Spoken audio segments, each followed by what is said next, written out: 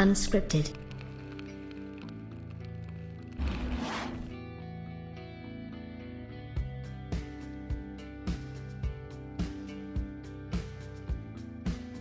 Sony's been making a lot of moves lately. Obviously, the past couple weeks haven't really been quote-unquote Sony friendly in terms of the things that were out there.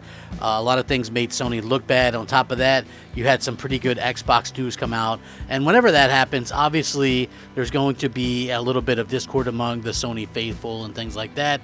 The media was even saying things like, oh, everybody's switching to Xbox now, and obviously that was never going to be the case. Xbox is doing their own thing, but I think obviously the long-time Sony fans are going to continue to stick by what they do and support Sony and things like that. Now the things that were coming out as necessarily bad things and bad moves by Sony last week, Sony is addressed and is fixing this week, and Sony's having a very, very good week this week. Don't kid yourself to think otherwise. So I wanted to jump right into this. If you guys are new, I am trying to change things around, a little bit better titles, jumping to the news pretty much right away. So if you enjoy it, share the love, show the love, go ahead and like it, subscribe, all that kind of good stuff. I would appreciate it. Now, when it comes to what Sony is able to accomplish with the PlayStation 5, I think it's going to come down to, a couple of things. When is this thing going to be readily available?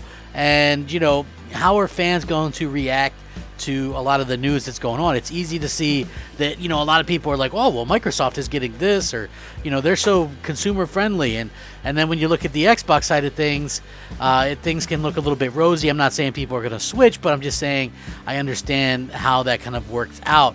Now, if you look at what PlayStation has done lately, it looks like they're walking back. They walked back the decision to close down the stores for the PlayStation Vita and the PlayStation 3. And now apparently they are looking into a reported PS5 and PS4, the C-bomb issues that prevents users from playing games offline. Hurrah, right? We all hate DRM. We didn't want that to be a thing. A lot of people were talking about how, it was unjustified and things like that. And now Sony have taken steps to actually go out there and rectify the issues very, very quickly. Again, this was never a personal issue to me personally because, again, they would have had to shut down PSN completely, right? And then your battery would have to die. Like, that's what we're looking at here. You're looking at endgame. Sony's out of the business.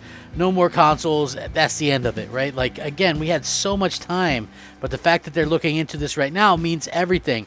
Sony is said to be aware of the recently reported PlayStation 5 and PlayStation 4 CMOS issues and is reportedly investigating the matter. As reported earlier this month, Sony's PlayStation 4 will no longer play digital or physical games offline with a bad or missing CMOS battery. This also appears to be the case on the PlayStation 5. Although Sony's next-gen title does seem to be playing a select number of physical games once the CMOS battery is removed. The issue with the CMOS battery inside the PlayStation 4 were first brought up last month by game preservation team Does It Play. After the team brought the issue to light, fans wrote up a template directed at Sony outlining the issues and their key concerns. The issue was first brought to my attention by the team at Does It Play 1 on Twitter and relates to the internal timekeeping battery, referred to as the CMOS battery. The template reads, it has been discovered that once the battery runs dry, then unless the console is able to connect to the internet, then digital content purchased from the PlayStation Store will stop functioning. In the case of the PlayStation 4, the console will also be rendered unable to boot physical discs. I asked that Sony issue a firmware patch to fix the identified issues and make a commitment to their customers, for the sake of future generations and the environment, that they will ensure that the continued operation of their consoles and hardware will not be hindered by mandatory online updates or check-ins. Luckily, as of now being reported by the Does It Play team, Sony appears to have contacted several users to notify them that it's looking into the issues. In addition, the preservation team writes that it has heard from several internal sources that the Sony PR team wants to deal with this matter as soon as possible as well.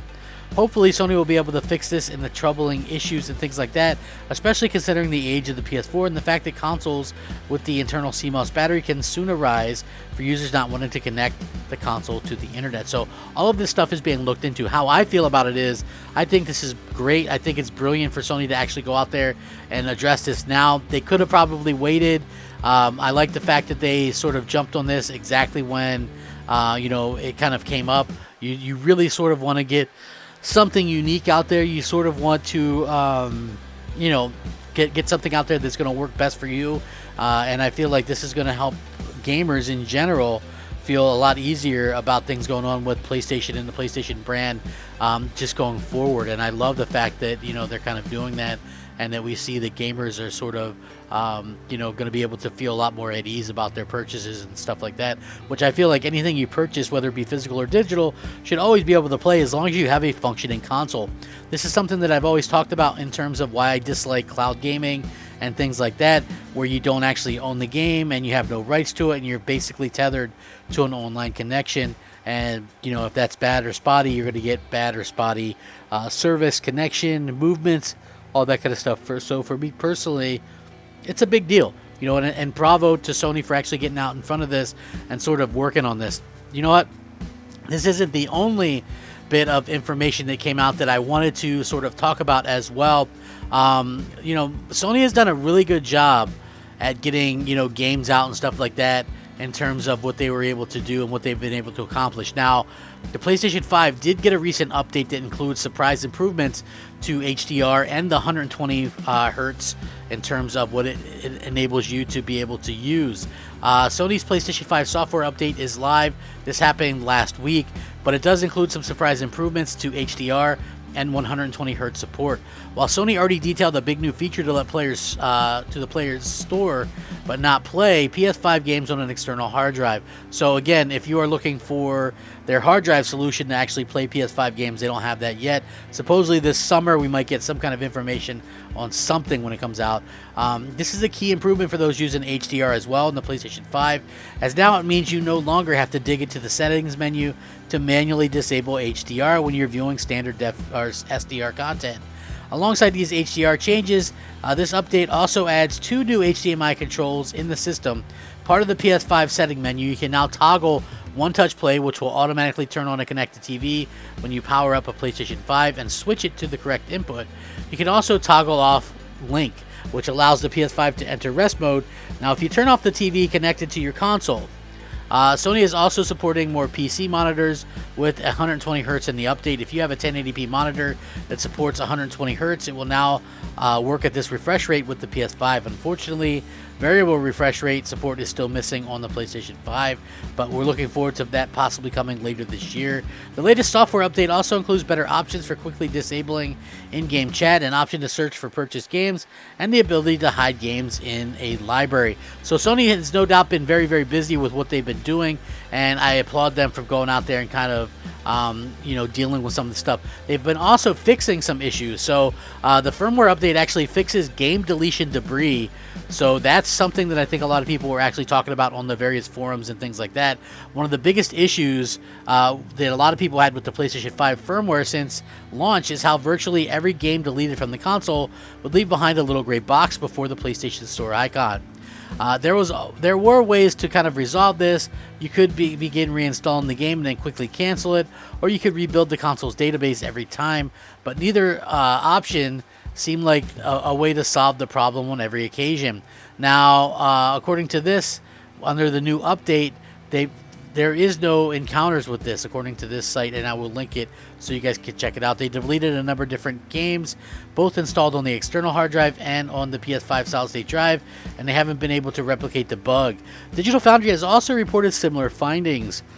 While we still want to spend a little bit more time with testing, obviously they're fairly confident that the problem has now been resolved for everybody. The new PS5 firmware update is in fact filled with small little tweaks and quality of life improvements you may not be aware of, and there is a list of them, and I'm going to link this so you guys can check that out and let me know what you think as well, because I think that there's some pretty quality stuff. And I'm not sure if I talked about these before, but I did want to go you know, I did want to kind of go and let everybody know what was kind of going on with that. So, you know, again, Sony's making moves. Last week, everybody was hating on them, wanted them to fire Jim Ryan, and, you know, they were abandoning small games and double A's and all this kind of stuff. And this week, it's like they're taking risks. They say they're going to make them more exclusives than they ever have in their history of PlayStation.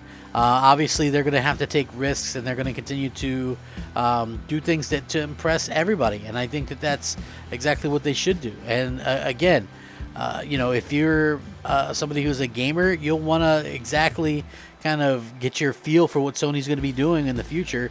And I've always said that I felt like the PlayStation 5 was the more futuristic type of console. So I love seeing this news. It's really great news. I'm not knocking the Xbox. I think the Xbox is fine, but it is nice to see Sony react and actually get some good announcements and news before all the bad stuff. So let me know what you guys think. Stay safe. Rack 'em up. Crapgamer out. Unscripted.